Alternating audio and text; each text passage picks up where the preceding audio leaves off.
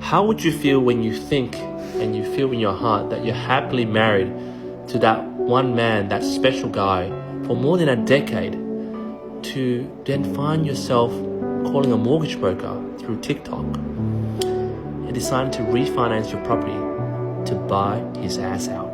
Now, I've been a mortgage broker for 15 years, and this would be one of those stories that I could say the top 5 sad horror stories of family breakups.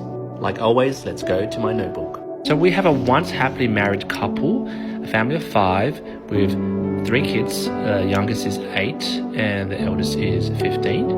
And this is the client. Now, the simple premise is that she came to me, saw one of my TikTok videos early on when I had like maybe a few thousand followers, and she wants to buy out her ex, which is circle over here, this gentleman. So before the whole divorce thing, she and her partner owned an aircon business, and their turnover was pretty good. On a yearly turnover, they were doing $1.5 million.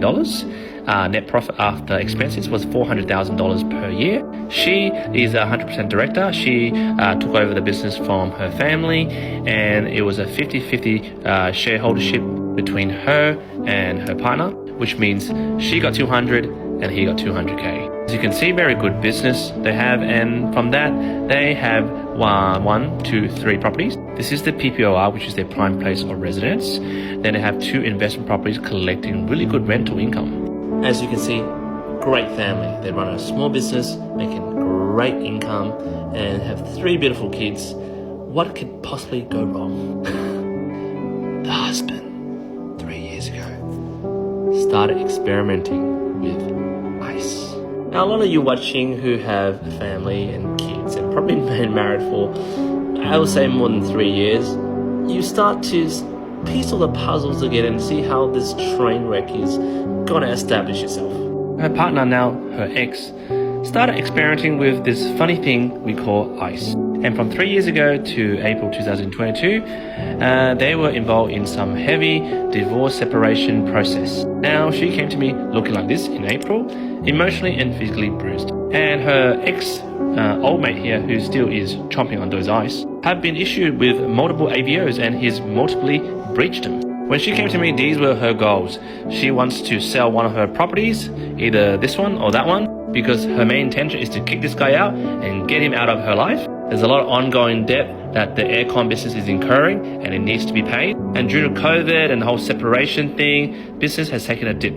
And she's really struggling to make these repayments because this guy over here has stopped working. It's pretty shocking what this guy did to her. I mean, literally in the last 3 years, maybe after his ice binge, he would come home, just randomly slap her in the face. There's one time when the kids were watching TV, he would just randomly pick her up and throw her across the room in front of the kids. And this would go on for like on a monthly basis, but randomly. Sometimes he will love you and sometimes he will hate you. And she tolerated this for like 12 months, even before filing this AVO. And guys, this lady over here has been through hell. She has to make sure the aircon business is still, making money, paying staff, managing staff, while, making repayments for these properties, while this guy decided to, not work. And since last year, 2021, since she initiated this separation process, she's been paying through the roof for divorce lawyers. Now, I've been working on this case since April, and now is October. And the good news is I did get her the loan, but that is not the hard part. And this is the loan structure I did for her. Not a lot of banks took her income because in the last 2 years, it was pretty bad due to this life event, this single person that sabotaged the whole business. So I went to a non-bank which agreed on this structure. So she had 3 properties, 2 in South Bank, those were the investment properties. Her PPOR is in Bonnerick. This is the total equity value. And I was able to cash out $364,000 for her to either buy out the ex, which at first he didn't want any money, to pay for some of the outstanding bills on this aircon business and wages owing to staff and contractors. Also money to renovate the PPR, her prime place of residence where the kids live, because this place is a war zone. It's been smashed by the ex. But to be honest, getting her the loan was pretty tough work. It was pretty freaking hard. A lot of notes, a lot of convincing, but I got her the loan. But what was the most hardest is getting the ex to sign the discharge form. Because this guy is in sabotage mode. He doesn't care about these 3 properties. He doesn't really care or give a crap, but he wants her to die. He won't sign anything. He won't make any repayments. He just wants the 3 of these properties to go into foreclosure so she could lose all her homes. And while she's fighting him with her divorce lawyer, which is charging her through the roof, he wants to bleed her out by dragging the whole process out so she could give up. And with her solicitor's help, not the family divorce lawyer, but her family solicitor's help, we got the family court to argue and agree that they will sign on his behalf to force him to discharge the properties. Now that went back and forth for like weeks. And when the family court came in to say, hey, we gotta make you sign it. And I thought, all right, cool, the deal's nearly done. But Mr. Sabotage with Mr. Sabotage's divorce lawyer claims on unfair grounds that their client, the ex, shouldn't need to give up all these properties without any form of compensation. Mind you, about 2 or 3 months ago, he agreed to let go of all these properties on a handwritten document that he signed, that he didn't want any of those properties and he was to give it all to her because he loves her. Now his solicitor, the divorce lawyer, is claiming that, well, he was, in a bad mental state, maybe due to drugs, and they need to reassess this again. Now this again dragged out the case for another couple of weeks for the family court to review this, which is costing my client an extra $500, $800 per day in solicitor fees. Again, this lady, she's exhausted. She is a single mother with 3 kids, take them to school, all that stuff, and manage a air conditioning business to make sure, the business still runs so they can still make some form of profit, so she can make the mortgage repayments, which the exes are paying. By the way, the mortgage is in bloody, like crazy arrears at the moment. And literally just a month ago, she came to me and go, look, I give up. I don't want to do this anymore. I don't want to fight this guy anymore. Just let him win. Let them sell the freaking property and let's walk away. But I'm like, hey, don't give up. We've worked like months on this. We're nearly there.